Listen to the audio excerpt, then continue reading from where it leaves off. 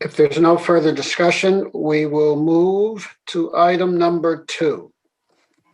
And that is the request for removal. Pardon me? Someone had a comment? No, I was speaking out of turn. Sorry, just saying goodbye. Okay, we're talking about the Columbus statue at the Reserve Triangle. And we're going to have the city archivist give us a brief report. All right, so I'll start with my briefing. In 1893, the original Columbus statue was unveiled at the World's Columbian Exposition in Chicago. Designed by Frederick Bartholdi, the famed French sculptor of the Statue of Liberty, the Columbus sculpture was shipped across the Atlantic and cast from 30,000 ounces of sterling silver at the Gorham plant, once situated by Mashpog Pond in Providence, Rhode Island. The company wanted to present a piece at the exposition that would catch its spectators' eyes and demonstrate its casting and design skills. It was no coincidence that Christopher Columbus was the chosen subject for its showpiece.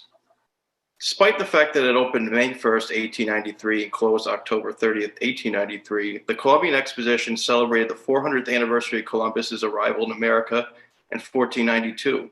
For the most part, it showcased themes in American technological and cultural development. The nations of the world also shared their contributions to human civilization. Hosting the exposition was an opportunity for the United States to promote American society and progress during the midst of a significant sea change in the nation's history. It coincided with the nation's Gilded Age, its taming of the West, and the opening of a new frontier of manifest destiny on the international stage. Controversy arose at the exposition over racist depictions and celebratory themes there that depicted its many native performers as showpieces and trophies. African Americans were barred from participation and faced discrimination too. Frederick Douglass co-authored a pamphlet titled "The Reason Why the Colored American is Not in the World's Columbia's Exposition Fair" in protest. The exposition did feature one day for African Americans designated as American Colored Day, in which Douglass was invited and spoke of, quote, the Negro problem in America.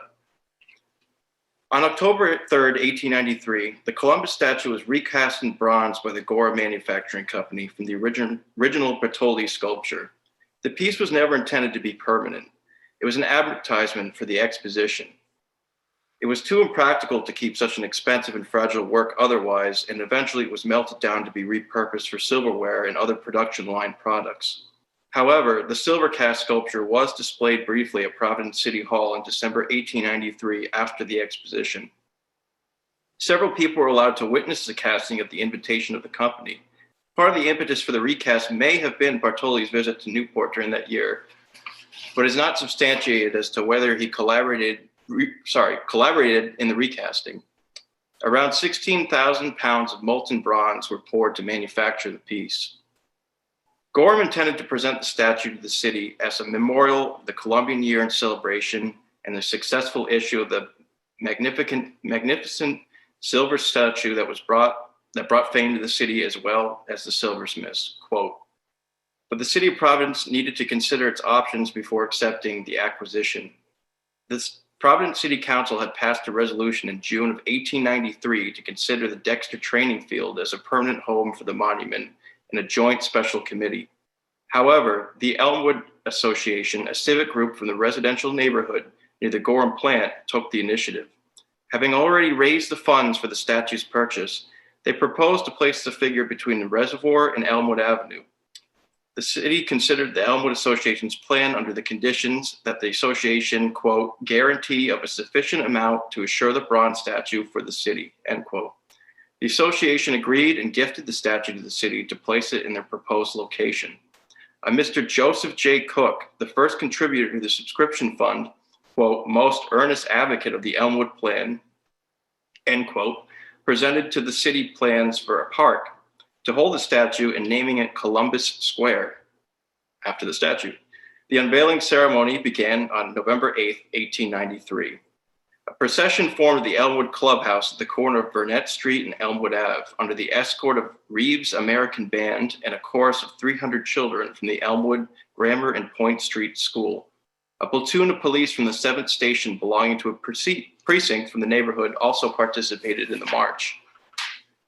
The procession stopped at Reservoir Avenue's junction, and a representative from the Gorham Manufacturing and Professor Alonzo Williams, a Brown professor, presented the piece to Mayor William Knight Potter. He graciously accepted it on behalf of the city at 2:30 p.m.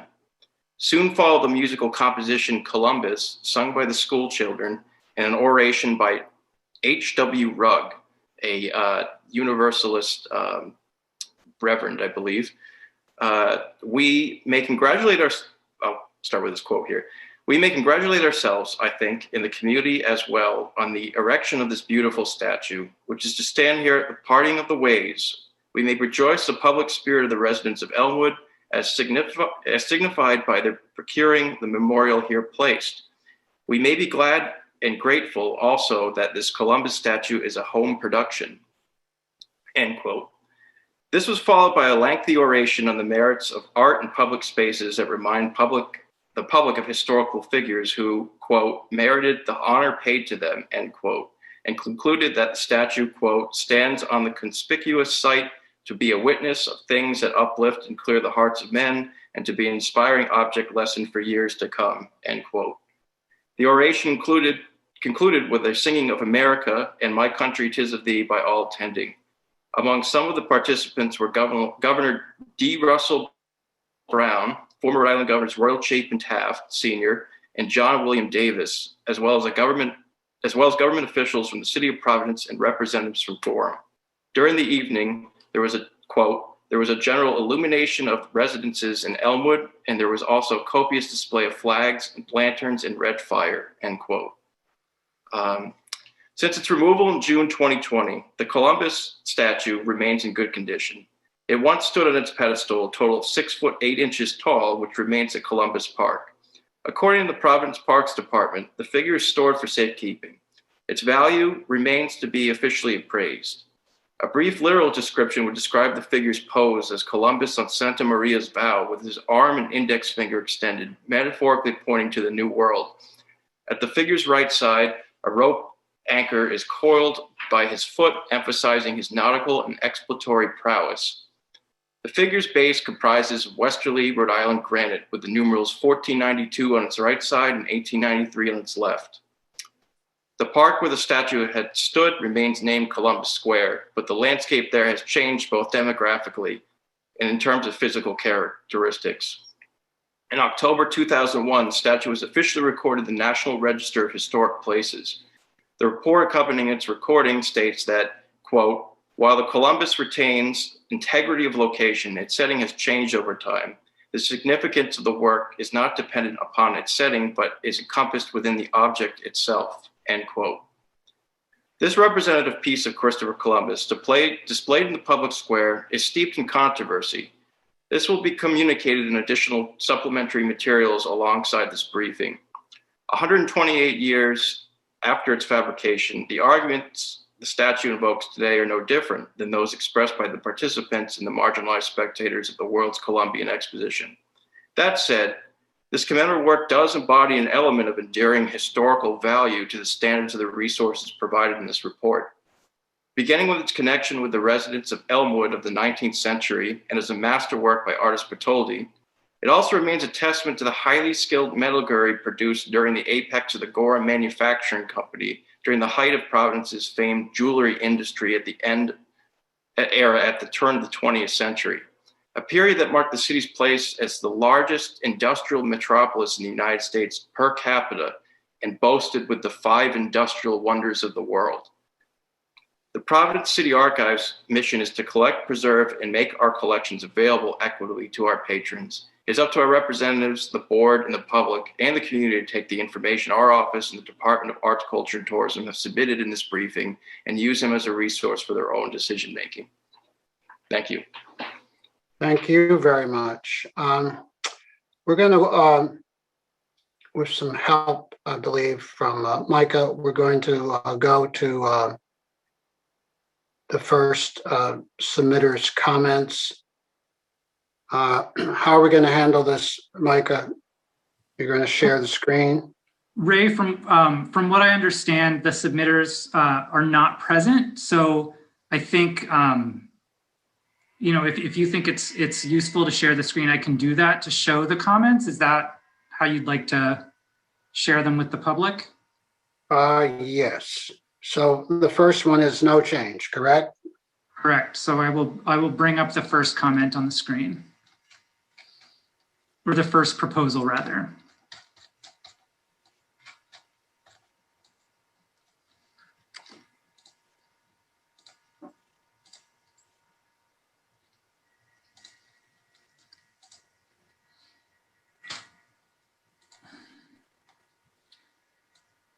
So just so people can see, this is from a person named Hilding Munson, and the rationale for recommendation is: during all my years living in Providence, I would get up early and go to Columbus Square to celebrate the founding of America.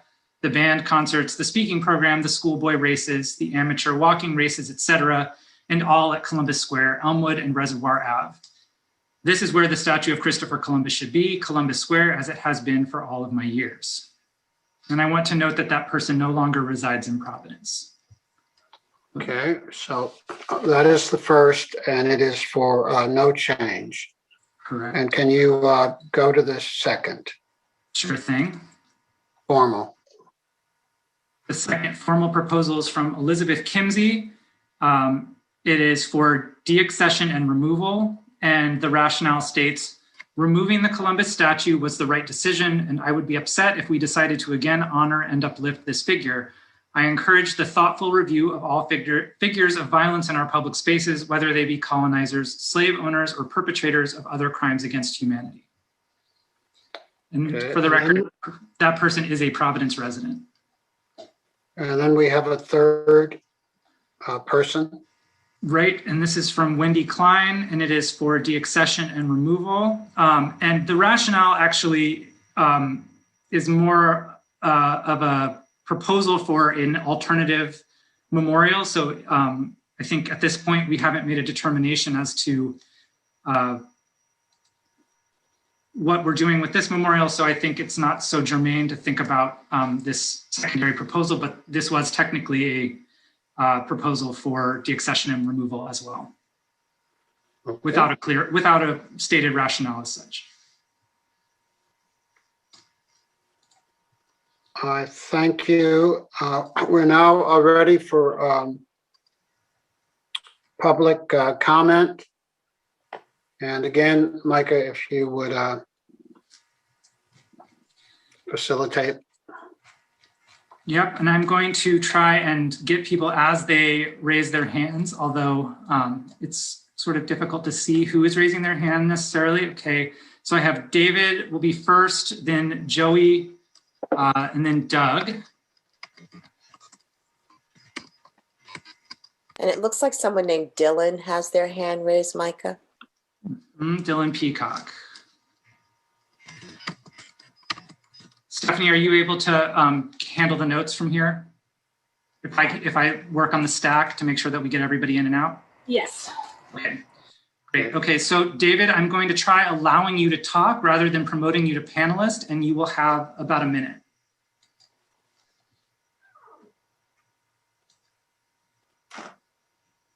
Just make sure you unmute.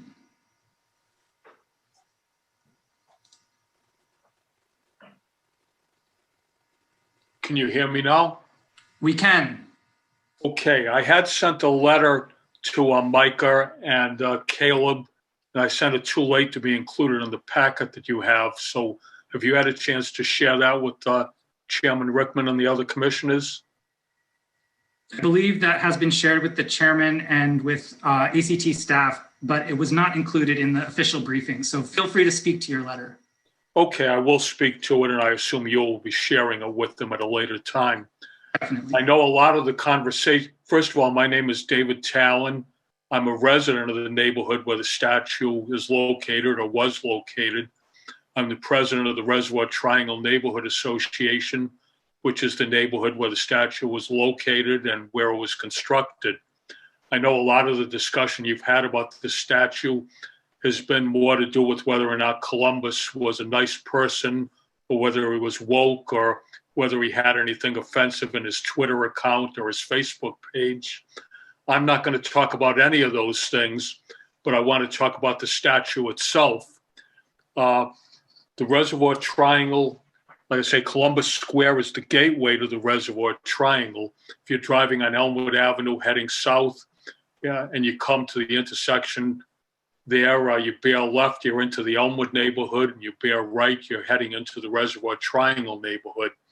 About 200 yards away from there is where the statue was actually constructed in the former Gorham Manufacturing site, which was 30 acres in between Adelaide Avenue and Mashpond Pond. And it's significant because basically the Reservoir Triangle neighborhood exists because of the Gorham plant. Prior to 1890, this was basically open farmland. And then in 1890, Gorham built there. They hired thousands of people to create fancy silverware and, yes, to manufacture statues. And all those people needed a place to live. They had about 3,000 employees. So that's when all the first houses were built in my neighborhood along Reservoir Avenue and Adelaide and about 30 other side streets that are in the neighborhood. So basically, we owe our existence to the Gorham plant. And this statue, which was manufactured in the Gorham's plant, is kind of a monument to my neighborhood itself. So it has special meaning for us because of that reason. Unlike some of the other neighborhoods that have talked about being relocated to, whether it be Federal Hill or Johnston or putting it in the basement of the museum at the Rhode Island School of Design, it doesn't have any special meaning to them, but it does have a lot of special meaning to my neighborhood because it represents the company that is responsible for my neighborhood existing. And so for that reason, I'm urging you to return the statue to Columbus Square in my neighborhood where it belongs and where it's appreciated by the neighbors who live here. So thank you for your consideration.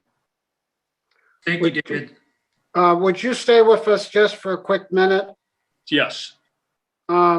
You are, I just want to make sure you are aware of the violence, the near violence. You're aware of the large number of police that gathered on a given night to protect the statue? I am, and I would certainly hope that the city, if it's returned there, will put up some cameras so they can identify anybody who's doing things like that. I know I see the other people that submitted letters to you. None of them are from that neighborhood where they have arrested people for doing vandalism to the statue. The most recent instance, they arrested 3 people, 2 of them from Massachusetts, and 1 school teacher who lived on Salina Street up in the north end of the city, total opposite end of the city from us. As far as anybody being caught, nobody from the actual neighborhood where the statue was located has been involved in any vandalism or protests or violence or anything else. So, while we welcome people from other sections of the city or the state visiting my neighborhood, we'd ask them to be respectful to the people who actually live in the neighborhood that values the statue. Thank you very, very much.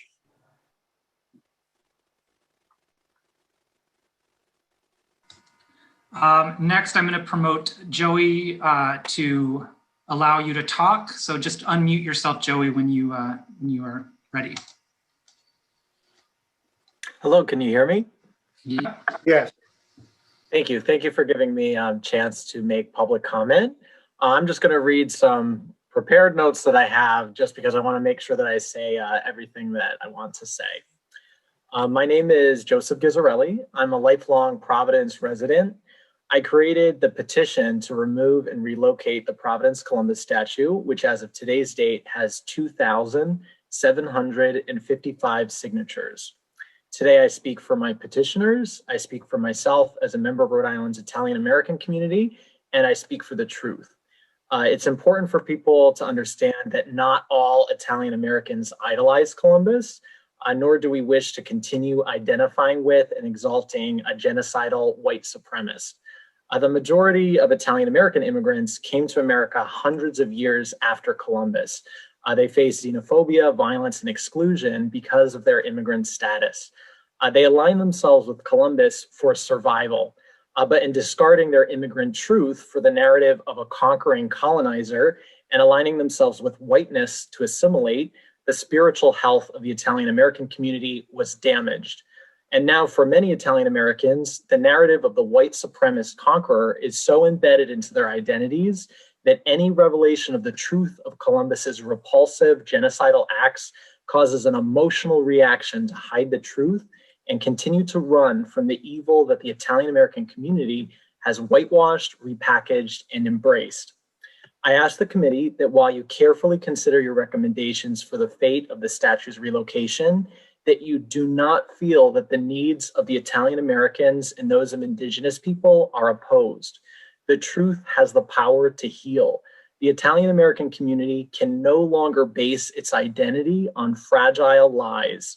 And if America ever hopes to raise children to not believe in the superiority of whiteness and the exaltation of conquering Indigenous peoples instead of friendship with them, we can no longer idolize Columbus.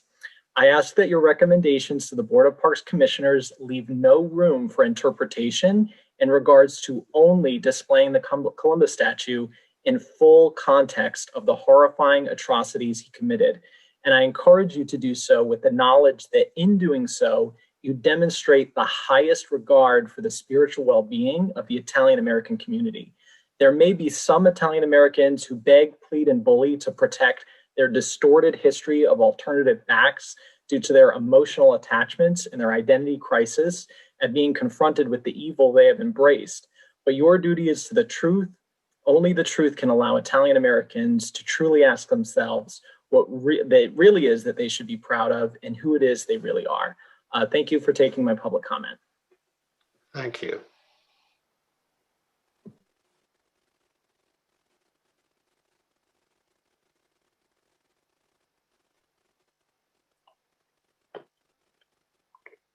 Micah, we have everyone's first and last name. We do. We're capturing all of that. Stephanie's doing a great job. I'm going to allow Doug Victor to talk next. So Doug, just unmute yourself.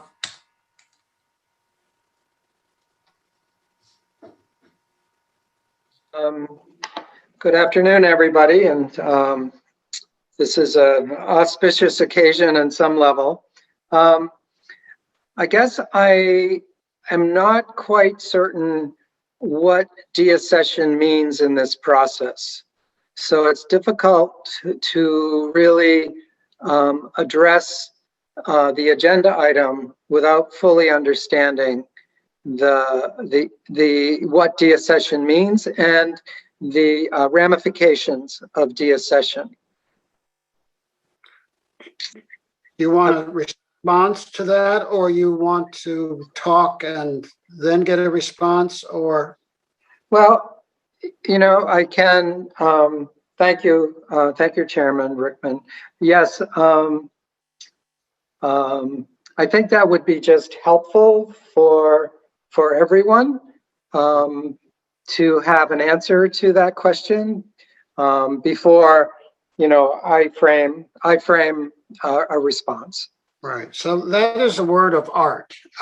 Museum, National Museum Association, 60 years ago, and about 40 years ago.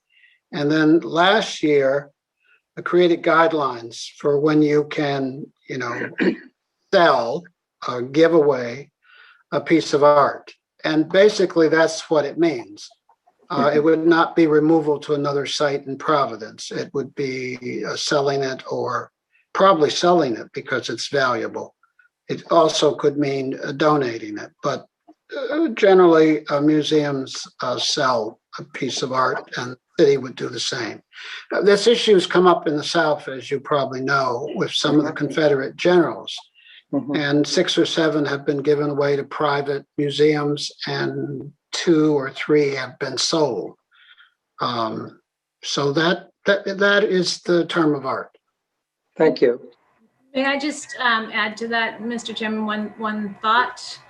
which is that the city of Providence is the curator, the steward, and caretaker for memorials, monuments, and markers. These have come into city care through a variety of means over the years, as we heard with the earlier discussion about the memorial. You can see that there may be a family who has come together to donate that to the city of Providence, and that over time, the original stewards have fallen away, as we discussed earlier. And so they become part of the care of the city of Providence. And so the responsibility for that caretaking of the collection is held by different departments, bodies, and commissions. And that is why we are using this museum term of deaccessioning, because it's really a collection that the city of Providence is responsible for. Thank you very much. Am I still on? Yes, Oh, absolutely. I am. Thank you. Thank you very much for that. That's really helpful. Well, so my sense, being a resident of the Elmwood neighborhood for 34 years, and somebody who has voiced his concern about just having the statue and not having any contextualizing information around the statue in Columbus Square would be problematic. And we've seen how that has borne out.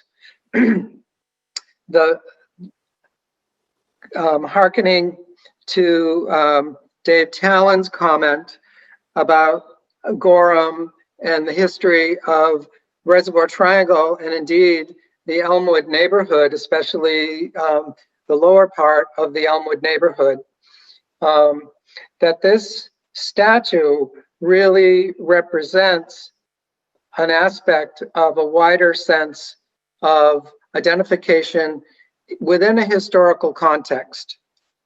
And combined with that, the provenance of having Bertholdi as the suspected designer of the statue lends it to have value. Now, I understand that the actual value has not been yet determined, but I would say that there's an opportunity here for Providence to come into a more robust discussion about the future of this statue. I question whether this process, in all due respect, is a wide enough process to be inclusive of people who live in Providence, especially in the south side of Providence, more local to the Gorham Silver and to the original placement of the statue itself, to come into conversation about it. I think that we're all living under the legacies, as well we know, of race, power, maleness, whiteness, et cetera, et cetera, et cetera. And this could be a really good opportunity to really have a deeper and wider discussion centered around the statue, yes, but really looking at the issues around the statue. The statue was not one to uplift the hearts of men, all men, certainly it was not. The statue and Columbus, there's a very big troublesome side of this story that deserves to be told. And I would say that this statue deserves not to be deaccessioned today, but deserves to be considered to be a catalyst for a deeper, wider discussion about our history and the history of colonialism inequity, genocide, however we want to call it, it's kind of all in there. And I would say that I would encourage an end product to identify where this statue, whether it returns to Columbus Square or not, which for me personally, you know, I don't know what the answer is because I'm only one person. I think it takes a larger community to make this decision, and the community really deserves to be engaged and not have these decisions made for them by a small body of people, with all due respect. I would say wherever this statue ends up, I believe it should be in Providence, and I believe that there should be ample contextualization of wherever it's placed, whether it's outside or inside somewhere, that gives the narrative, that tells the story from the variety of perspectives of the voices that are coming into this conversation today, so that no voice is left out. And I feel like that could help the city to create a pathway toward a more equitable city for all people to live in. So I thank you for your time. I know I've gone over a minute, Micah, but I think this is really, really important and very dear to our hearts because of the of kind of the multiple ways that this statue serves to represent identity, and recognizing that aspects of that identity are troublesome and bothersome, and there needs to be some way to address it through the, if I might, to help to repair through giving voice and historical information in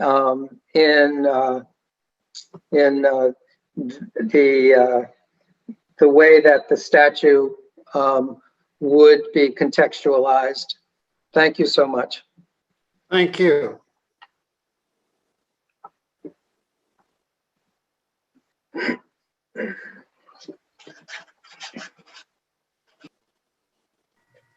Okay, Dylan, you are up next. I'm going to allow you to talk now.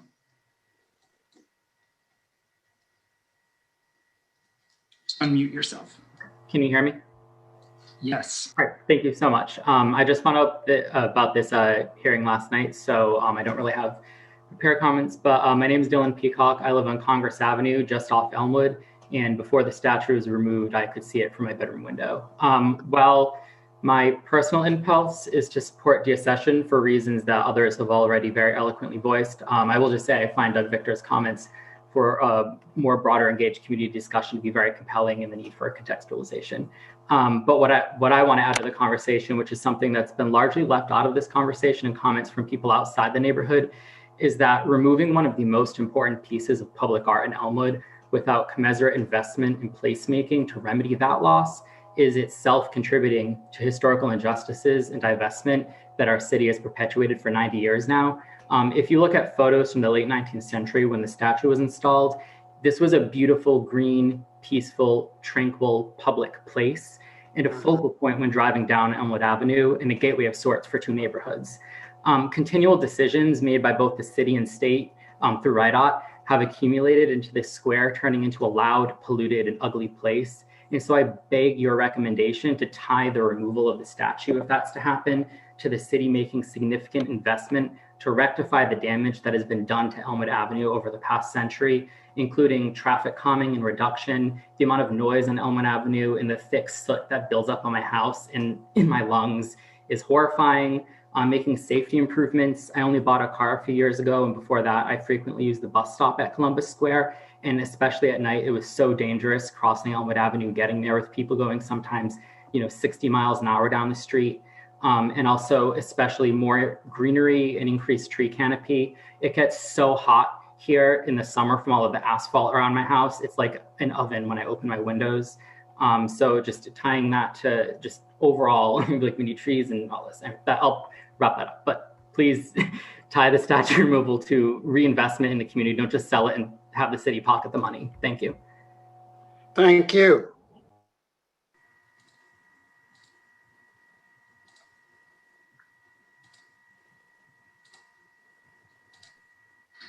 Lou Heintz, I am going to allow you to talk. Just unmute yourself.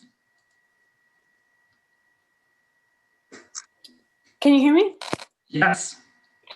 Hi, I'm Lou Heintz. I'm also a resident homeowner of the Elmwood neighborhood. I live on Ontario Street, a block from the statue. I was there when the statue was taken down. I just want to say, what an amazing community, neighborhood, joyful day that was, all together on the sidewalk watching the statue come down. And I have other things to say, but I just want to share that I know my neighbors, and I heard people speak earlier about the neighborhood and through being leading a neighborhood association, but just living in the neighborhood and being on the sidewalk and talking to people. Some people said, some people think this is a little thing. This is such a big thing for us. And a young girl of color that was standing next to me when it finally was hoisted out, she said, sorry, I'm getting emotional, but she said, this is the best day of my life. That she could see that this kind of change could happen. So I just don't think there's any way that statue can come back into our neighborhood. I mean, people are talking about how it's a divestment for our neighborhood to have it removed. But think about what the visuality, regardless of the symbolism of Columbus himself, but the symbolism, what a detriment the symbolism of having police presence. Someone spoke about cameras, but there was, stockade wall, plywood, and cruisers, right? Just parked there, protecting that statue. So what is that symbolism that we have, City of Providence police funded to protect this monument that, symbolizes parts of our history that are white supremacist. And, I also should say that I teach at the Rhode Island School of Design. I teach sculpture and spatial dynamics, politics of space and place and bodies and objects. And, contextualizing the sculpture. Those are interesting conversations. I think that it's great that what's on the table right now is removal and deaccession, and, fully deaccessioning it, because the recontextualization will probably reinscribe. And it's really important to in this moment of a massive nationwide civil rights movement, that's where we are right now, to have space for new voice. And the other thing that has been said is, this idea of, historical context, but it's present, right? It's now, to the impact of the sculpture, its legacy. It's not just in the past, what it meant in the past, and we need to understand what it meant in the past. It affects people, now, daily. And so the present context, I think, is important to bear in mind. And, when in talking about the historical context and it being an opportunity to talk about, a catalyst for conversations about colonialism and genocide and bringing more voices to the table, I think those voices have spoken, the marginalized voices have spoken in terms of how they feel about the statue, just in the fact that the dominant sort of structure has to protect it so much for it to be there.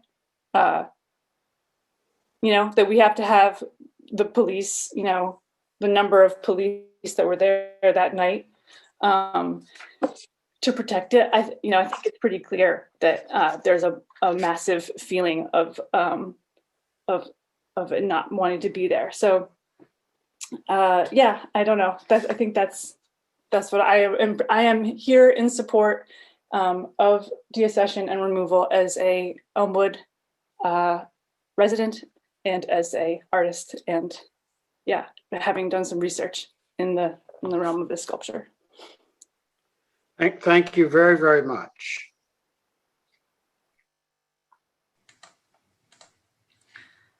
Steve, I'm going to allow you to talk. Just unmute yourself. Hi, this is Steve Alquist with Uprise, Rhode Island. I just wanted to add some context here about Gorham Silver, because I think they're being accorded too much respect in this conversation. RISD helped to spread this new Gospel of Gorham with their display of the beautiful tableware that the company produced. But the true legacy of Gorham Silver is not just the silverware they produced for the rich or the statue they gifted to the community. It's the environmental poisoning of the neighborhood and of Mashpong Pond, right? And I think when we talk about Gorham Silver, we want to laud them and talk about how important they were to industrialization or to employment or to people who came here to work. And I think that's all quite fine. But reading from the web, for all of the 19th century and most of the 20th century, there were few restrictions on companies' use of potentially harmful materials. At Gorham, workers regularly used cleaners with PCBs, solvents, heavy metals such as lead and other contaminants. And this stuff is all still there. It's in the pond, it's in the land. We built a high school. Alvarez High School is built on top of a former brownfield. And in order to deal with the emissions from that brownfield, we have special air filters on the top of that high school, right? This is how we treat that neighborhood. This is how we think about these things. So I think it's important to get some context here about Gorham and to understand what they really are.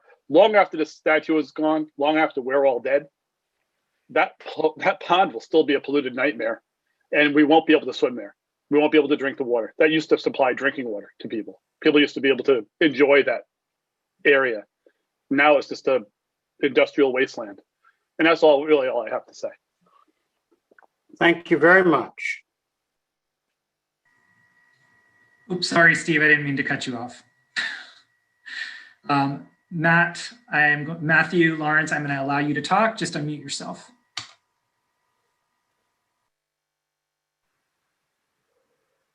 Yeah, hi there. Can you hear me? Yes. Okay, great.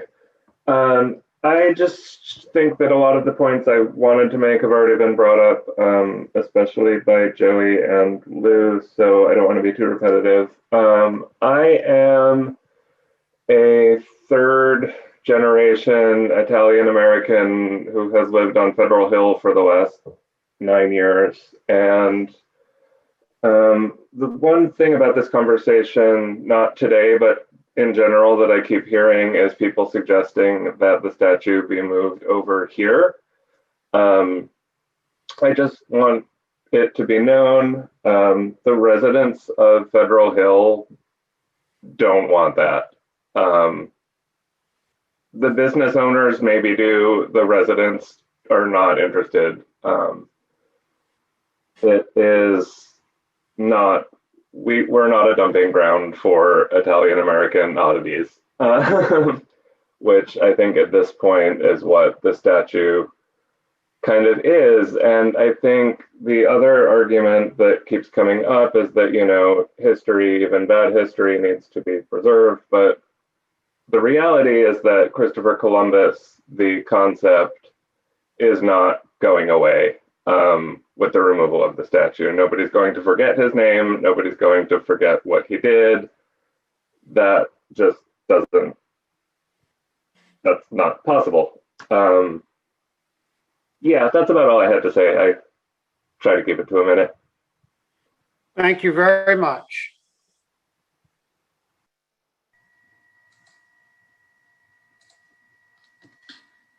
If anybody else would like to speak in the public comment portion, oh, here we go. Chris, Corry, I'm going to allow you to talk. Please unmute yourself. Hey, this is Chris. Can you hear me? Yes. Great. Similar to even just Matthew who just spoke, I just saw this meeting was happening in Dan McGowan's daily email. Thought I'd hop in. So I'm glad that it's here. I'm glad to see a lot of the faces of people on the screen that I know in some capacity. But I too, a lot of what I was going to say has been said. So my wife and I are residents of Elmwood, just a block or so away from the statue. And yeah, there were just beautiful points that were made by a variety of people here. And I just want to come on and just stand as another white man in opposition to the statue and I guess agreement for its removal. And as someone who is continuing to try to gain more awareness of my own blind spots and who's married to a white woman and raising two white boys, this is a moment. Right. And that was, I mean, even Lou, I don't know you, but your point of that young girl of color who said, this is the best day of my life, when that statue came down, like this is that moment. Right. And so, it's so important for how are we teaching future generations? And for my kids, raising two white men, right? Will I continue to propagate those myths of the past and all of that, or will I stand up with other brothers and sisters and people of color in our neighborhood and say, no, like we are evolving in our understanding as people and saying, for all the reasons that have been mentioned here, the statue is not the right representation of especially the neighborhood that it is in now, right? And I appreciate the archivist going through the history of kind of the changing of the neighborhood and all of the actual history of the statue and things like that. But the neighborhood has changed significantly, and there's a lot of unfortunate history behind that too. But I do appreciate Doug's perspectives as well, and of having a more robust conversation. I think a part of that is happening here. You've heard from a lot of people who do live in the neighborhood, right? And there are people who have the time and have the bandwidth to. I'm working. I work at Johnson & Wales. I'm stepping away from my job today to hop in here, but like. So many people in this neighborhood do not have that luxury to be able to step away and to have a conversation about a statue, right? Like they're just trying to survive. The median income, as I was pointed out by the archivist, is in like the 30,000s, right? So below the average median income of the whole city of Providence. So I agree that there should be more robust discussion. I also just wonder how different it would be from even this conversation, which I think is a good one. I agree with the points of, if we're going to do something of beautifying the park and trying to understand more about the noise on Elmwood Avenue and having a place. I do actually appreciate the benches that were put in there for people and all of that. There was some effort of that done recently. So I think some of those elements have been good. But yeah, I just want to stand with some of the other neighbors who are here. I really appreciate Steve Alquist coming in to talk about the environmental poisoning of the pond. I hadn't heard that part raised, and I think is a great counterpoint to, are we going to elevate and venerate Gorham for doing all these things? And so I stand with those neighbors who are voicing their opposition to the statue and for its removal and for that robust dialogue. So thank you. Thank you. Thanks, Chris. Tim, I am capturing your note here. Oh, Stephanie's doing it actually. Perfect. Thank you. All right. And Shannah, you are up next. I'm going to allow you to talk. Please unmute yourself. Hi. Thank you for the opportunity to speak. And actually, thank you to this committee for listening to us. I know you have to let us speak, but I appreciate that you seem to actually be listening to us. Unfortunately, that's rare enough to comment on. My name is Shannah Kurland. I live on Lenox Ave. I have lived in between Elmwood and Broad in this part of the South Side for most of the last 30 years. My children, my 3 children were born and raised in this neighborhood. And it makes me sick that for so long, if they wanted to walk to Walgreens, get their snacks, they had to walk by that statue. The reason it makes me so sick is because for them, that meant my children are Dominican, and for them, that meant walking by the statue a representation of the man who started the process and was directly personally involved in raping and killing and enslaving their people, their ancestors. And for them to have to walk by and get used to it is just a disgusting thing. I think the other thing to note that some folks have mentioned, the police presence is just further an example of how the history of Columbus continues to this day against our community. I remember one night when, there was some noise about maybe there's going to be an activity tonight to take it down. And, I was hopeful of seeing that happen and went out there and saw not just a couple of squad cars out there, but upwards of, there had to be at least, it was dozens of officers with their dogs. I crossed the street, which is my right to do, to see what they were all doing, gathered outside of Subways. I mean, Dunkin' Donuts had been closed from there for too long, so I don't know what they were doing there. But and Major Verdi himself, the second in command, telling me, okay, just go over there, and pointing across the street that I couldn't stand on a sidewalk in my own neighborhood because they were so worried about the statue. And I had to tell them, no, thank you. I'll stand on the sidewalks in my neighborhood. Thank you very much. That's what that statue means to them. Is it's so important that they don't care about our constitutional rights. They don't care about a neighborhood being able to live in freedom and peace, and be able to just enjoy our community. I think one of the things that then goes to that awful history, when you go to the Dominican Republic, and years ago, shortly after it had been built, the Faro de Colon, a humongous lighthouse. So while so much of the country does not have electricity, there is a big lighthouse built to him that actually, at the urging of the Catholic Church, apparently, the Holy Roman Vatican, whatever, that shone an enormous, like the bat signal in the shape of a cross across. So there was electricity for that, but not for the people that needed to keep their food cold, or to try to have a little bit of a fan. And that's the same thing transnationally from there to here that travels with people to the immigration, celebrating that same garbage. So to me, I think the best answer, what to do with it, melt it down, make it into something useful. If you can't do that, then get a little bit of historical perspective, the legacy that Columbus left. You could chop up its hands in a tribute to King Leopold of Belgium, what he did to the workers, the people he abused in what's now the Congo. All kinds of things. You can honor Italians by, Sacco and Vanzetti. Let's have a beautiful statue to them. Antonio Gramsci, so many wonderful Italian people that we could recognize. We could put a statue here recognizing people who have given in so much to our community that I can't even begin to name them. You could recognize the actual heritage of the Cascayan Island of Mama Tingo, who led revolutions of peasant women, fighting against the oppressor that Columbus left in place. Toussaint, Louverture, you could recognize so many actual heroes from that island, from those communities.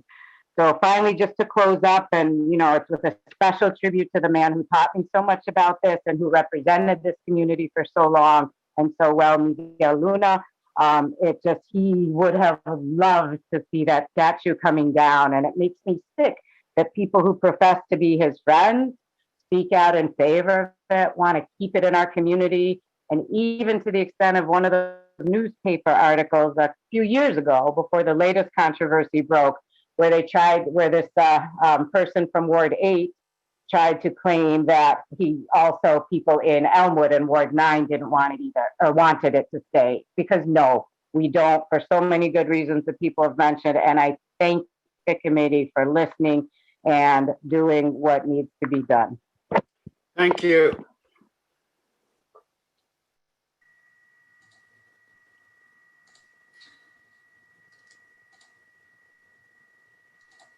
And Nancy, I'm going to allow you to talk. Please unmute yourself.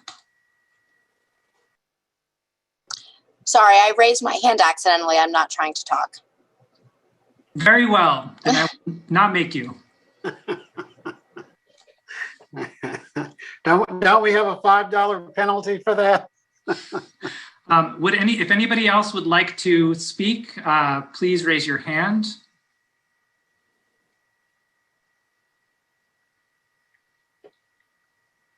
We ask one more time just to be sure.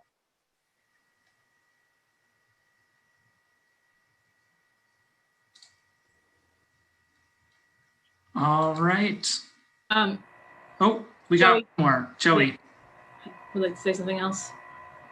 Yeah, I did just want to add, I do have a concern about whether or not the statue will be sold to a private collector. My concern is that some, millionaire Italian will buy it and then gift it to Federal Hill or something like that. And so that's just something that I have a concern about. I think that it's a hate symbol. I think that a lot of concern should be taken if it's going to be sold to a private collection. It isn't just a random kind of irrelevant piece of art. It's, one that is very highly charged emotionally. And I think, at least for the Italian American community, this is not going to help kind of the identity crisis and the kind of continuation of embracing the white supremacist history and narrative if it's just allowed to be sold and then the control is given up. Other people have mentioned, it's very important that the community come together, and I think the community has spoken. I think if you look at all the people who have signed the petition and just really how everyone in the neighborhood and the community, I was there when they took the statue down, people were emotional, people were happy. I think that this almost is an insult to those people who have worked so hard to have the statue taken down, just to give it to a private collector who can display it however they want on private property and just kind of continue this narrative on their own now outside of any type of authority. So I just wanted to add that in after our conversation. Let me share with Micah, do we have other people who are going to speak? It does not look like it. Okay, let me share that all commemorative works that go in public spaces have to be authorized by the city, generally by the Parks Department. So, just to answer that in general, people can't put things in public parks without going through a process. And now they have to go through this process. So that should give you some level of comfort, not just about Columbus, but about everybody, everything.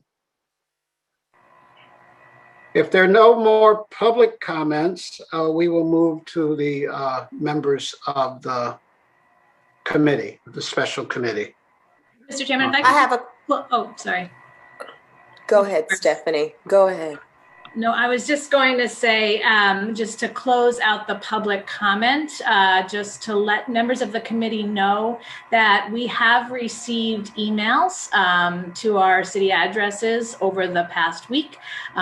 They came after the posting to the Secretary of State, and they are part of what I would call a larger body of correspondence that we have received from community members over the years. So I just wanted to summarize the points, many of which we've heard in the public comment today, but I just wanted to provide a quick summary of what we've heard in some of those correspondence. Many of them speak to Christopher Columbus and his legacy. And as we've heard today, that is both historical, social, cultural, environmental, broadly speaking. Also, Columbus's attachment to the Columbian Exposition, as we heard Caleb speak about, that was the origination of this statue, and that certainly has come up in much of the correspondence. There has been conversation about Gorham's role in Providence and Elmwood's development. Again, much of what we've heard today is repeated in these emails. Considerations for it as an art historical object, so that has come up. And then the relationship between the generations of neighbors and the neighborhood association who donated it to the city of Providence, as well as the current stewards of that neighborhood association. So I just wanted to note that before we got into the conversation that there had been additional comment. I also received an email from Councilman Taylor, which I would like to read to you for the record, if that's appropriate at this point. Yes, please do. Okay. Unfortunately, Councilman Taylor had to work today and was not able to join us, but submitted an email to myself, and copied on it was Caleb. He had a couple of requests, as I know the Columbus statue is coming up. First, he would like to have the statue appraised by a professional appraiser to see what's true, what its true value is. Then, once that is done, they will have more questions. He hopes that before any decision is made, that the residents of Ward 8 would be able to have a say on whether it should stay or go. He knows that there are many people from outside Ward 8 that have positive or negative opinions, but it was gifted to the city by the Gorham family and installed in Ward 8 many years ago. He thinks it is only fair that the residents of Ward 8 have a say one way or another. Then he had a request about additional meetings about the Columbus statue and the time of those meetings. And just to let folks of the committee know, I did correspond with him in return to let him know that we would be passing on a recommendation to the Board of Parks Commissioners. And Superintendent Nilsson also followed up to let him know that there would be a process that the Board of Parks Commission would also enter into around this deliberation. So this is one of many processes. I just want to remind everyone of that, and there will be additional information that will come to bear about the statue's value and other issues along the way.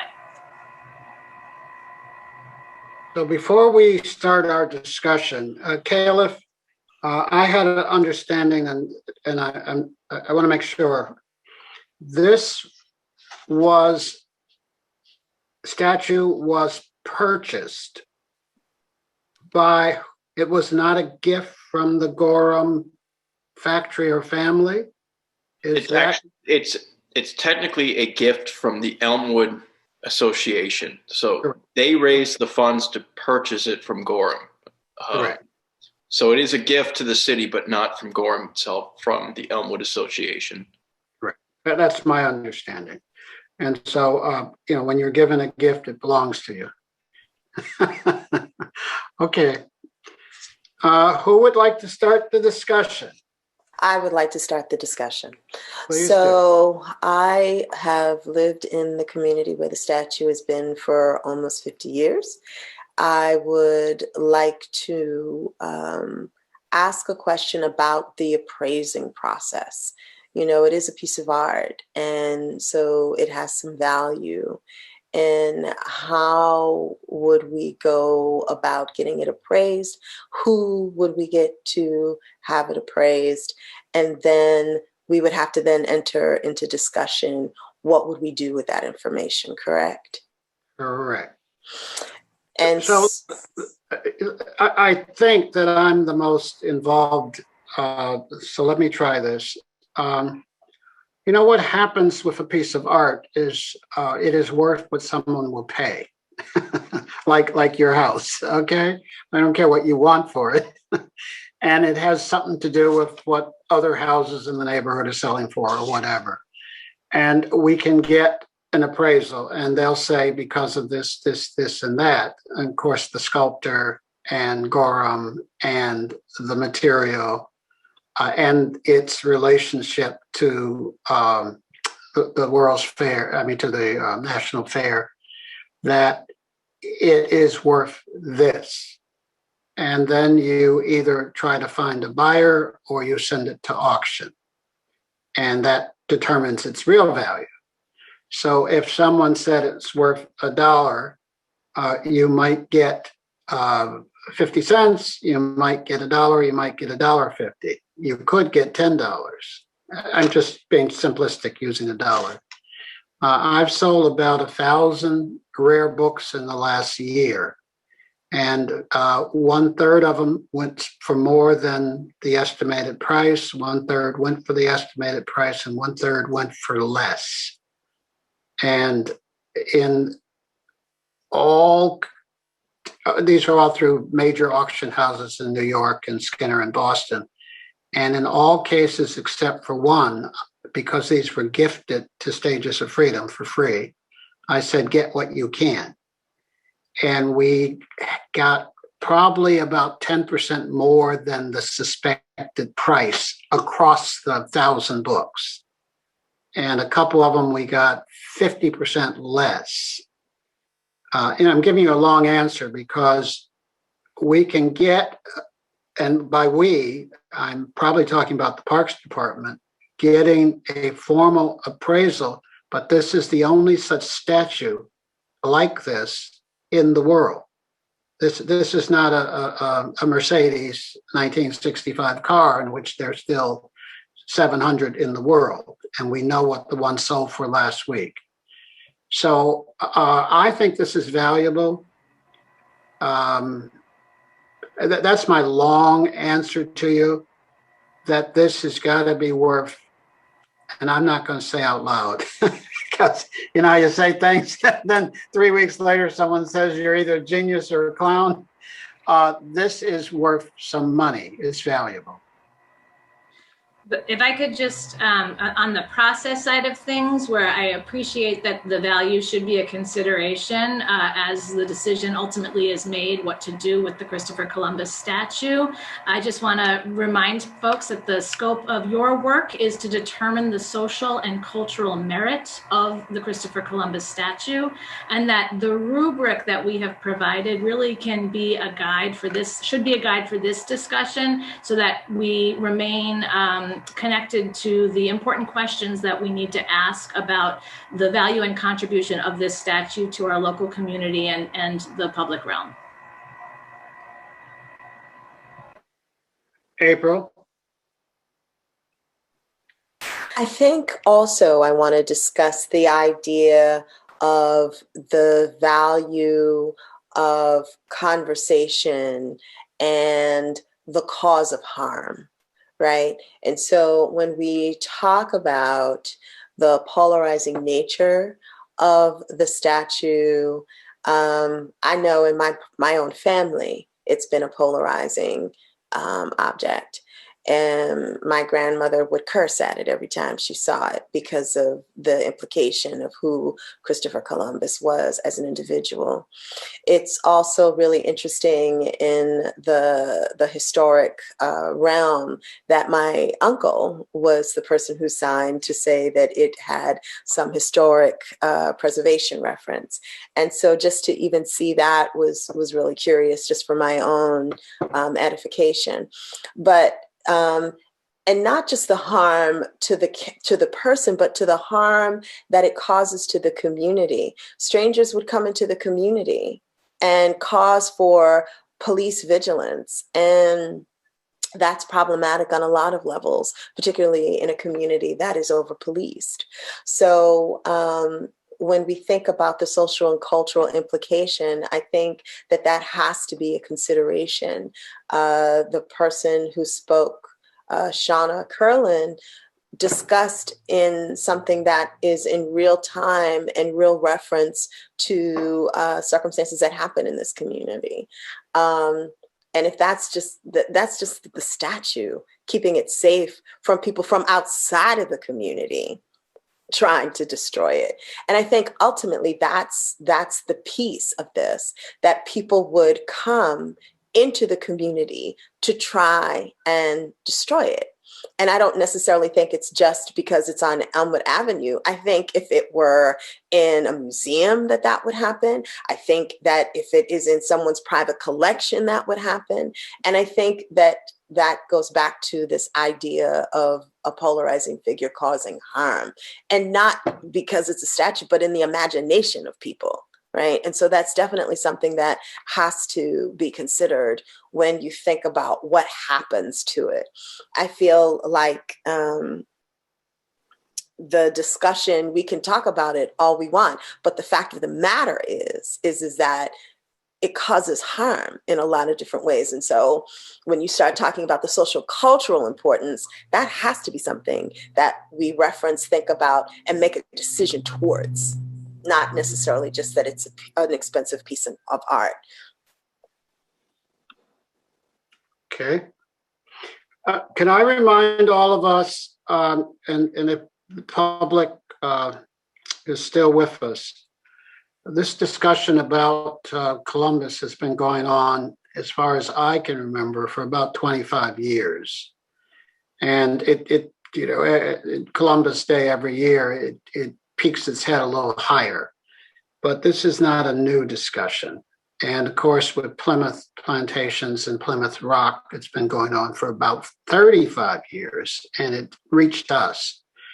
The whole Gorham being a polluter discussion is 12 or 15 years old. And there have been some real discussions about that. I just want to share that with the public, that this discussion did not start publicly today.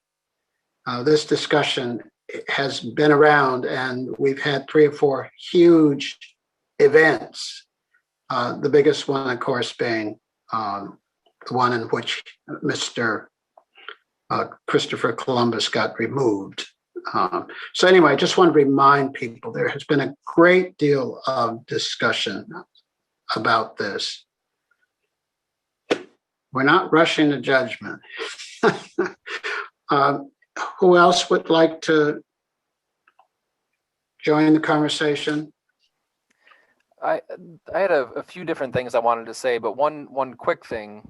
It occurred to me listening to the public comments that, regardless of what people wanted to do with this particular work, it seems like there's, a hunger, there's a desire for some kind of work in the neighborhood, in the community, that would be inclusive, that would be unifying, that would mean something to the community. And for some people, apparently, that the Columbus statue has served that purpose, at least in the past, and for others not. But there's some need for some kind of unifying work that would represent the community. And I think people alluded to the long history with the Gorham manufacturing plant in both positive and negative ways. And I know it's not our role today to really think about what would replace the Columbus statue if it's deaccessioned, but it just seemed to me that there was actually a pretty there was a shared view here that the community is looking for something that would be inclusive and that would represent the community and mean something to the whole community. And maybe there's a way to look at Gorham and recognize the positive and legacies of the Gorham relationship with the community around it. But it doesn't seem to me like there's much of a future for the Columbus statue on that front. That hearing the public comment today, it's clear that if the community is seeking this kind of inclusive and unifying work, the Columbus statue, is definitely not it. And there may be other opportunities there to explore for what could replace it. I have a completely unrelated point to that I was going to make, but I'll leave it in case anybody else wants to jump in at this point. Are you sure? Well, in case anybody else wanted to say anything on that, the only thing I wanted to bring up is just something else about the 1893 fair that hasn't been raised yet as a point of historical context, because I think I think Caleb's report did this very well. I think the other recommendation report that we received did this extremely well too. But I do, maybe this is as an American historian, I wanted to mention that the 1893 fair was also where the American Historical Association annual meeting was held that year, which normally isn't very important, but that year, Frederick Jackson Turner delivered the address, and he delivered his Turner thesis, his frontier thesis on American history. And, for generations of American historians, we've been trained and learned with the frontier thesis. And, this AHA convention was held in the White City at the Chicago Fair. The White City was the shining city on the hill. It was the model city that America wanted to show the rest of the world, and the rest of the world was to admire what America had built on the shores of Lake Michigan, if they were allowed entry at all. And I think this was in Caleb's report that entry to the White City, of course, was restricted to white Americans on all but one day. And I think that just bears repeating, right? I think it's very important to note the original setting, the original purpose for which the statue was designed, I think that's significant. And it's within that white city then that Frederick Jackson Turner delivered his address to the white men of the American Historical Association about the significance of the frontier in American history. And in that address, he speaks of the American mind and how that American mind has derived from the frontier experience. And he uses words like the acuteness and the inquisitiveness, the practical, inventive turn of mind, the restless, nervous energy, the dominant individualism that works for good and for evil, the buoyancy and exuberance which comes with freedom. These are the traits of the frontier, the traits called out elsewhere because of the existence of the frontier. Since the days when the fleet of Columbus sailed into the waters of the New World, America has been another name for opportunity. And you know, I think it's probably obvious to all of us that this was intended for that audience of white men in the white city. This was a description of the European experience in America. And as we know, for too many others, the words freedom and opportunity that Jackson Turner uses here did not apply historically. And Turner gave this address at this very key moment in American history in 1893. For one thing, the South had been nearly completely redeemed, that is returned through extraordinary violence to the one-party white rule. And Native Americans have been cheated or defeated across the continent. The continent was conquered. The frontier was officially closed as of the 1890 census, according to the US Census Bureau. But as Jackson Turner noted, as Teddy Roosevelt noted, and others at that time noted, expansion and conquest were central to the American character. And so we don't see an end to this expansion and conquest. Instead, we see the beginning of American imperialism. And the continental frontier is closed, but new frontiers are being opened at that moment across the sea. And so our Columbus, the Columbus of 1893 that we're considering today, represented this imagined and celebrated European American character described by Frederick Jackson Turner, whose restless, nervous energy drove this manifest destiny, drove this westward expansion from Columbus, you know, on through American history. But it's important, right, because this is not history. And this was not meant to open any kind of dialogue about history or conversation. It's a celebration of one particular perspective that was designed to be exclusive, not inclusive in any way. And it's a perspective that fit the mood of much of white America in the 1890s. And Columbus, you know, that statue that was made in 1893 was designed as an icon to this cause of expansion, of conquest, of imperialism, an icon for that particular moment in our history. And listening to these comments today, I really, you know, I didn't think this before, and I really don't think this now. I don't think we're in that historical moment of the 1890s anymore, right? And the question I think before us is our moment in time, is our community holding different values today? And do we have a different vision for the future than the vision that was put forward in 1893? So that is what I wanted to say about that historical context. Again, I think, you know, it was covered, but I wanted to just add that element of it. So luckily, everyone on this commission and the ex officio members understand this. We're very lucky. You know, I'm just reading Field's biography on Aesop Hopkins, and you just cringe that someone could write that, who has a degree from Harvard. Exclusionary, slavery's handled in two lines, I'm sorry, I was not telling the truth, 2 lines. And that's the nation in which we find ourselves. And this, of course, is what goes on right through the 1970s. So, you know, I thank you, Eric, very much for crystallizing this.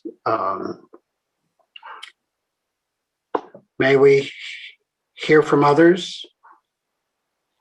I have something to add to the conversation.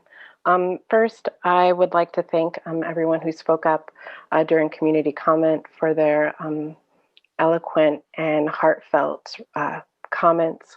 And I also want to express my agreement with April's comment and Eric's also, and add a little bit to the context that Eric was building around this particular moment when the monument was established. I have a quote from Professor Alonzo Williams' inaugural speech when dedicating this monument.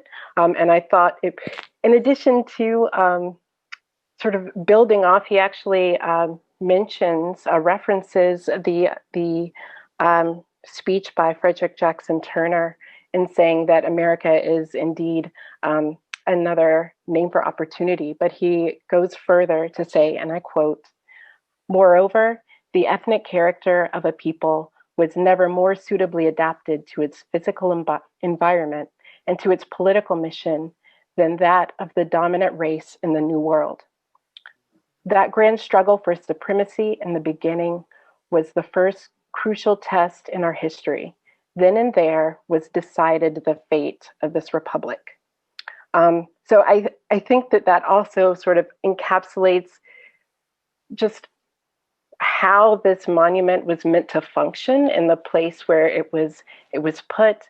And I think that it's our responsibility to think not only about in terms of whether to deaccession and remove the monument, but also what happens to it, as April was saying, after that. I think that part of our conversation should be not allowing it to return into public space and being responsible about where and in what context it's presented, if any, in the future.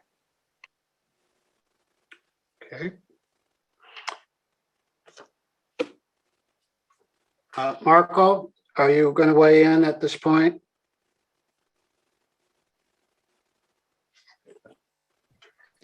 No, I have no comments. Okay. So, Caleb, have we missed anything? No, I think it's pretty well covered. And I guess just adding to the point about Alonzo Williams, he was just find my notes here real quick. He was a Brown professor from 1876 to 1901, and he taught classes in modern languages. In 1892, became the professor of Germanic languages and literature. And you can find his information in the briefing, in the footnote, if you want to go into further detail.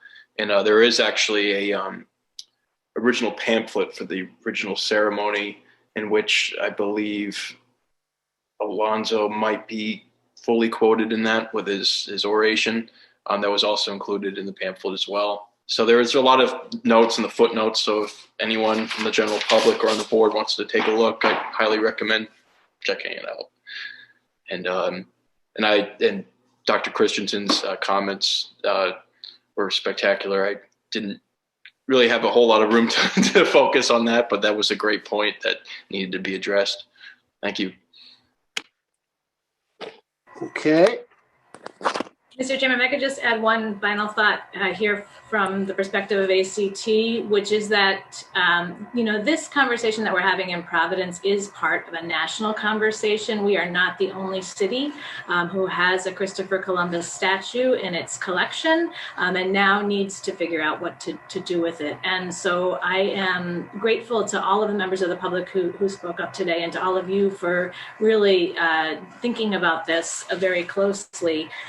One of the correspondence that was provided outside of the official process came from Loren Spears, who's the director of the Tamaqua Museum.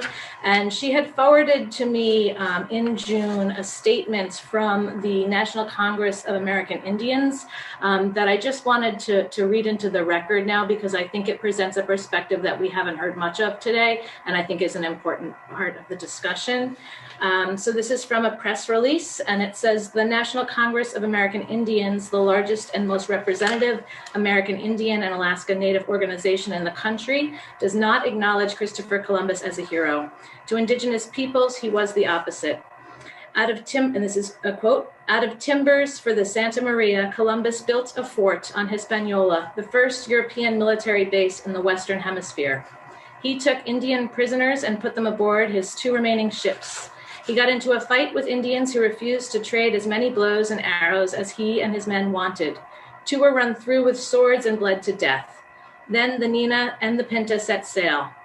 When the weather turned cold, the Indian prisoners began to die. In the year 1495, they went on a great slave raid, rounded up 1,500 Arawak men, women, and children, put them in pens guarded by Spaniards and dogs, then picked the 500 best specimens to load onto ships. Of those 500, 200 died en route. The rest arrived alive in Spain and were put up for sale. And that's from Howard Zinn's A People's History of the United States. The statement goes on to say, this growing movement across the country to rid our shared spaces of symbols that represent hate, genocide, and bigotry illustrates that it is past time for all cities to stand on the right side of history moving forward. And that's NCAI President Fawn Sharp. NCAI also strongly supports the recent actions taken by United States citizens and the international community calling for proper law enforcement reforms and the recognition of basic human rights for the African American community and all communities of color. We are humbled that these voices are including Indian countries' perspectives. NCAI encourages local governments and their citizens to seek mutual understandings of their diverse perspectives and to develop peaceful solutions that are mindful of all human beings and our rich, distinct, and shared histories. Together, we can build the tomorrow of our children deserve to lead. So I just wanted to enter that into the record because I thought it was an important consideration for this group. Wonderful, more than wonderful. Are we ready for a recommendation, or is there a need for further discussion?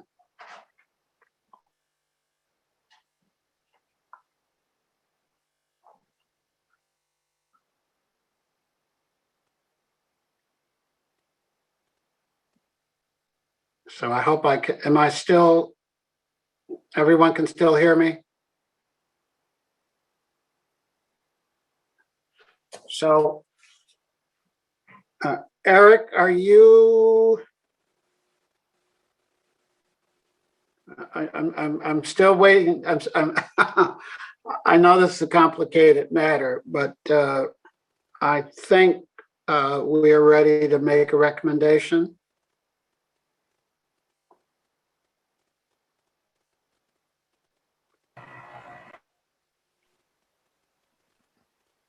I'm sorry. Were you asking me specifically something there? Or? Well, somebody's got to do it. I'm interested in. I think that Councilman Taylor's. I would like for an appraisal. We need to indicate to the Parks Department that this statue has monetary value. I don't know how much more we need to say. There have been people who've suggested we just melt it down and be done with it. And because of the sculptor, because of the value of it, because it is a fabulous piece of art, seriously. That should, I'm not sure that should be anyone's recommendation. And you're never sure when people are being serious and when they're just commenting. But destruction of public property is one of the reasons we're here, to be candid. There are people who wanted to destroy it and still do. And that shouldn't happen. So I heard something very interesting today I hadn't thought about before, and that is, who is it sold to? If it's if it's sent away, who can buy it if someone wants to buy it? And in the Southern Confederacy discussion, almost everybody says anybody can buy it, so the city can get $500,000 for those statues in Richmond. Probably going to get more than that. They're stunning. So, I'm not sure I should. All I'm saying is that I think we should honor the councilman's request, and I believe it. I believe it as well, that the there should be an appraisal process to ascertain its value. And then, I think this resolution is going to have several parts. And I think it doesn't matter what it's worth. If it's worth, if it's worth nothing, if we should find out that this is a $5,000 statue, then you might make one decision. If we find out that it is worth a great deal more, then you might make another decision. Now, I'm trying to figure out how far we should go in recommendation, because I've heard separately from today from 12, 14 people in the neighborhood that there should be a replaced item. And I don't know what that is. I thought the simplest thing is a great fountain, but maybe there should be a statue. Maybe. So that's a separate question for the Parks Department. I don't know if we want to recommend that or not, because it goes a few steps beyond Christopher Columbus. We have received sorry. Well, let me make this final comment. And I've thought this too, that, they ought to be greening up that spot. Now, we weren't shy just 2 hours ago when we were talking about the World War I hero, that there should be some enhancement, probably greenery. Again, I don't want to, we should stay in our lane, but we can be expansive about the lane, and the Parks Department doesn't have to take our recommendation in full. I think we're just guiding them. And what were you saying, Stephanie? Eric can speak and then I'll comment. Well, yeah, I just had a question on those lines that, it would be interesting if this committee could consider proposals in the future for what to do with that space, right? And I think there's a lot of concern about the lack of investment in the community, and it seems to me, if anything, the Columbus statue has probably been an impediment to considering investment in the community. And so I wonder if it's within the scope of this committee to invite, or maybe invite the Parks Department to invite proposals in the future, rather than us considering on a motion right now what to do with the space, but to invite that kind of process somehow in the future. Is that within the scope of this committee? So I have a question. We have an application for new commemorations, and we have received proposals for this site, but it seemed preemptive to have a discussion about those proposals without first having a decision about the fate of the statue that is there. So I'm happy to both let you know that yes, there is an application that is open and it's on a rolling basis, that we will review those items, and that we do already have about 20, I think, in the queue for our next meeting, hopefully. Yeah. And are these just ideas, or is anything substantial? Very subjective question, Chairman. Yeah. I think I have a question. I have a question. We have a question in front of us, right? And so you're looking for an answer to that question, right? And it is about an object. Do we want it to be deassessed? And do we want it to return, right? Is that not the question in front of us? Yes, but there's a third option, and that is that we would recommend they move it someplace else. I don't think we're going to do that, but there are at least three options. Okay. Yeah. I will make a recommendation. That the statue has been deassessed, and that we ask the Parks Department to have it appraised. I feel like a lot of the other conversation that's happening afterwards, we're not there yet. We have to decide what we're going to do with this object. Okay. Does anyone want to add any language? It is that it be sold. and that they find out what it's worth before they sell it. We can add that language. That you can make that a part of my recommendation. Well, that's what an appraisal would say. And are you suggesting we leave the rest of it alone? Improving the park and all of that, leave it alone for another time? Because, okay, there's no question that people are going to come back and say, now let's do this. Exactly. If Christopher's gone, let's do this. So that recommendation was a motion? Go ahead, Eric. I'm sorry.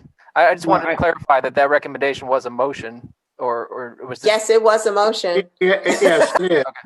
It is. If you want to talk to the motioner and ask her to add or subtract, feel free. But it is a motion. Marco, so let's have a discussion on the motion. Discussion on the motion. I know that we've decided to sort of stay in our lane in regards to what happens next, but I do want to re-elevate Dylan's concern from the community comment that we consider tying the deaccession to reinvestment in the community. So I guess what I'm asking is, if we are recommending that it's deassessed and that it's sold after being appraised, is there a way that we can also make a recommendation that whatever funds are received from that sale can go back into revitalizing the community? Yeah. This is also in the same genre of my question. I'm, and thank you, Stephanie Fortunato, for sort of recalibrating us around this, this question of selling and what we're here to make recommendations on. Having said that, I guess I can't say it any better than what Becky said. I'm really more interested in, if it is sold for whatever value it maybe have, what happens to the way those funds move in terms of how they are reinvested in benefit the community. Is that, what Becky said. So, there are several ways to do this. One is that funds be reinvested in that park. And the other, of course, would be that they create a fund to improve, and have to work on the language, but improve, public spaces and parks. Maybe with that one being given priority. This might be, if this is worth a lot of money, then this is a moment to do something good, really good. Create an extra fund. I mean, who knows? If it's not worth a lot of money, then they can do less. So I don't know what the language is. I think most of this is going to depend on the value of the statue, but we can be firm in recommending that it be resourced into the community for park improvements. And then, I'd leave it up to someone else to say whether park improvements, the Christopher Columbus site and beyond, or the Christopher Columbus site. May I just say something, Mr. Chairman, about city ordinances? I believe by city ordinance, if it is sold, that the dollars would have to go back into city parks. We can clarify this as a point afterwards, but that is my understanding of the city ordinance as it's written. Okay. So then I have a question about that, Stephanie. So can we then say as a committee that we would want special focus on where the statue stood and then make it general and can we be specific as that in that way? I mean, this is, so to be clear again, you are making a non-binding recommendation about this. So yes, I believe that you could do that. We just want to make sure that we're in compliance with local, state, and federal regulations about what happens. And that is for the cities, you know, for us to work out, but yes. All right. So what are you about to do, April? So that's a whole bunch of information. All I know is that I would like for the statue to not return.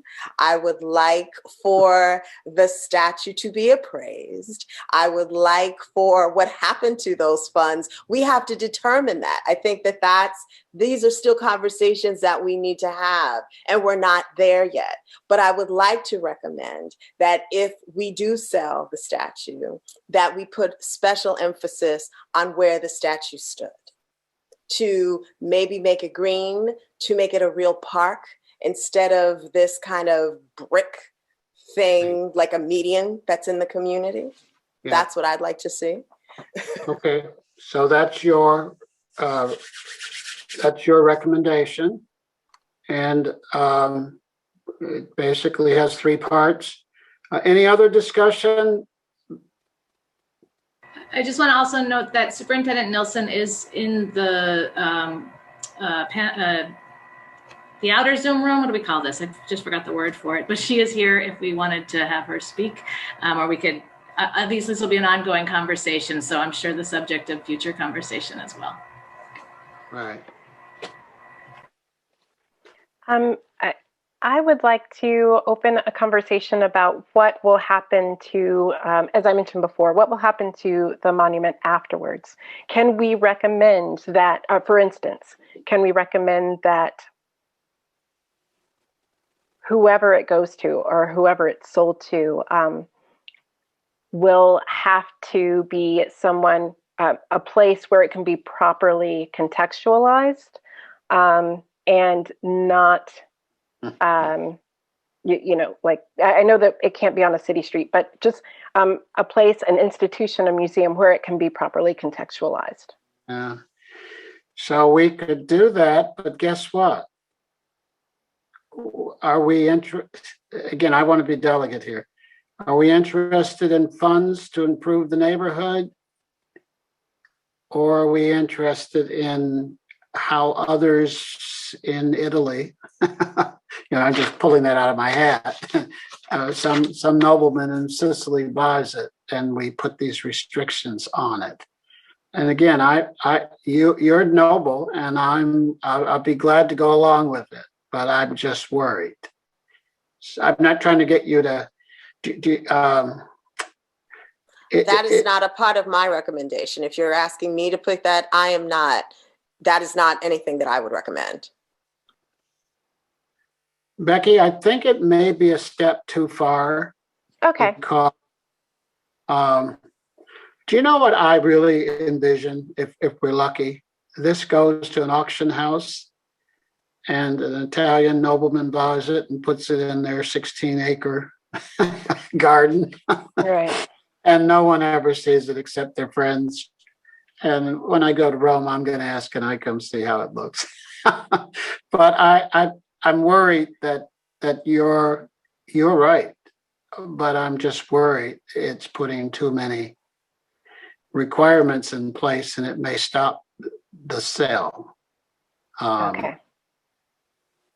If I could, you know, I think we all share Becky's concern here, and I'm just thinking, you know, whatever we recommend, it is just a recommendation, and so I wonder if we do want to try to qualify it just a little bit to say, you know, if this statue is ever to be displayed publicly again in the city, then we would strongly encourage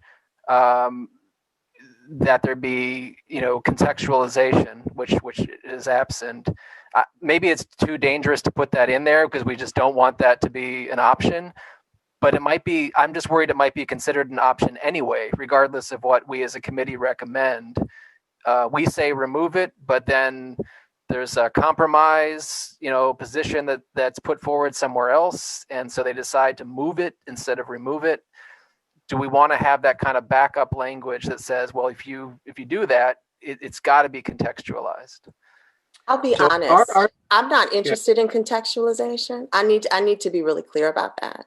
I am not interested in trying people to put Christopher Columbus in the backdrop of what is expanded history. I'm not interested in that.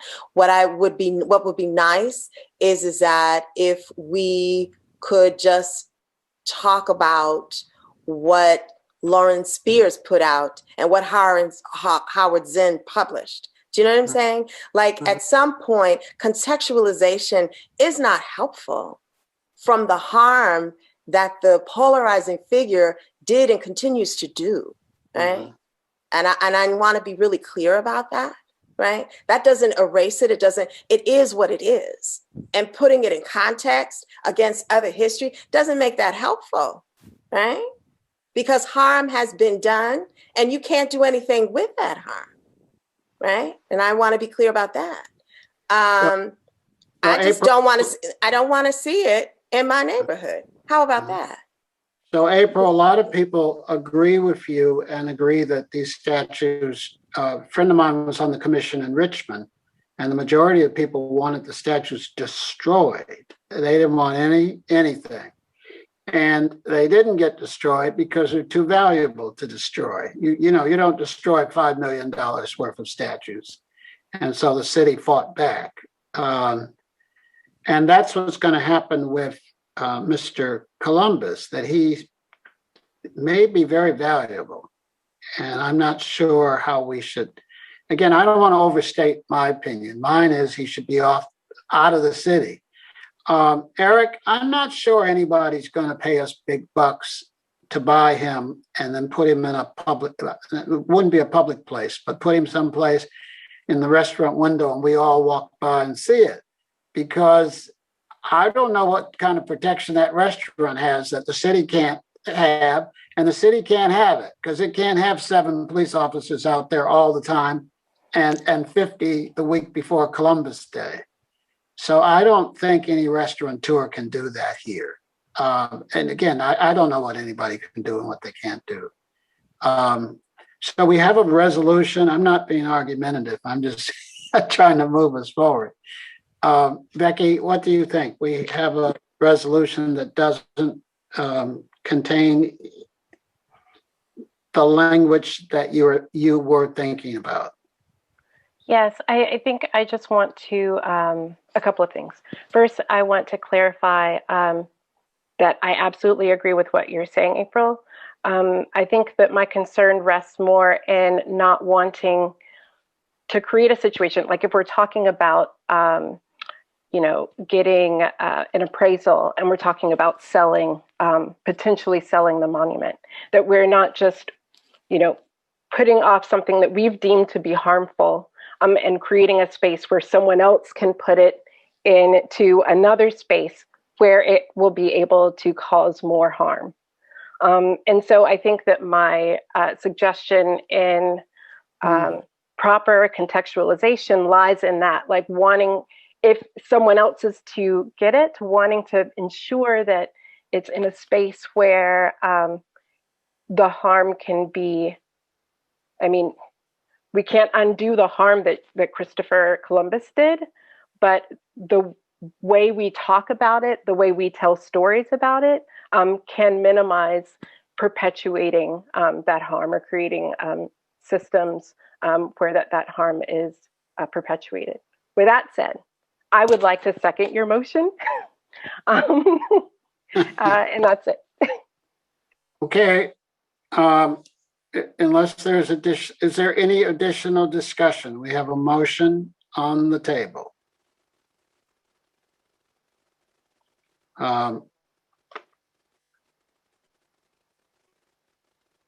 So do we need to I'm going to ask if we're all in favor. All in favor, say aye. Aye. Aye. Anyone not in favor, say no. The motion has carried. Micah, if we need to, I think the language was clear to me. If there's some need for further clarification, I'd be glad to work with you, but I think you probably have it. I think I got it, but I will make sure before sending anything over to Parks that you all review. Okay. And make sure you spell Christopher's name correctly. It's the little things. Anyone else on this matter before we continue? I think it was a wonderful discussion, by the way. Now, I have a problem. I'm supposed to be someplace on Zoom in about 17 minutes, which I have to go to. So I'm just telling you that. I want to apologize. I promise my ACT report will take 1 minute. Okay, go ahead. So I'm just going to reiterate that that we do have about 20 proposals for the Reservoir Triangle Columbus Square site.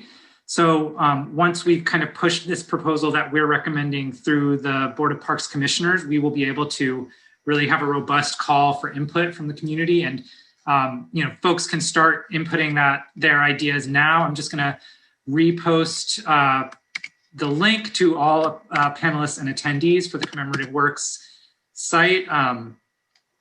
Someone in the comments asked us to reread the recommendation. So I'm going to just reread the recommendation for Bob from what April originally said. So there's 3 parts to the recommendation.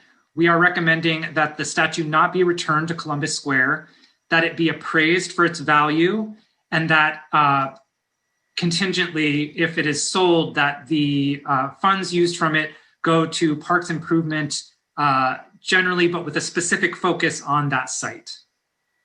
So that is the meat and potatoes of the recommendation. And then I do want to say that the materials from this meeting will be archived on the Art Culture Tourism website and on YouTube, so that other people can be brought into this dialogue and check back in with how we've deliberated. We want to make this as transparent and inclusive as possible. And yeah, you all know how to find me. So good work today. And Caliph, can you make use of this meeting? Yes. In what regards? I don't know. The archived? Of course. Yeah, it's archived upstairs. Yeah.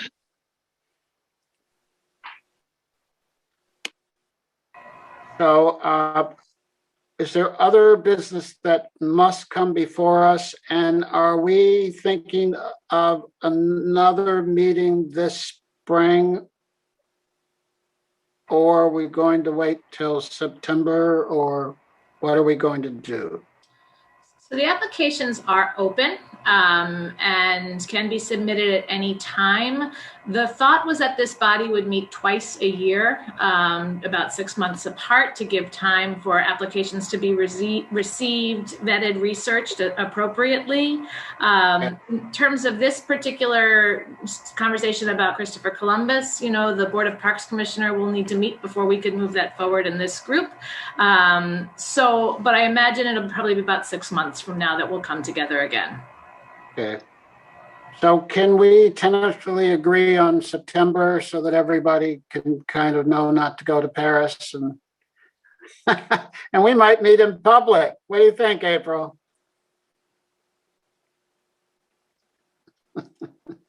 Oh, well. It's shaky. I can keep hope, bringing hope eternal, but I'm not certain. Okay, we can meet in my yard. I have a big yard, and we could do that. I'd love that. There needs to be adult beverages. We might run afoul of, the ethics commissions here, y'all, but it's a beautiful... Probably not, if you bring your own and we don't do it till after the meeting. Exactly. We should adjourn this meeting, though, before we continue that part of it. Yeah. Is there anyone with final comment before we adjourn?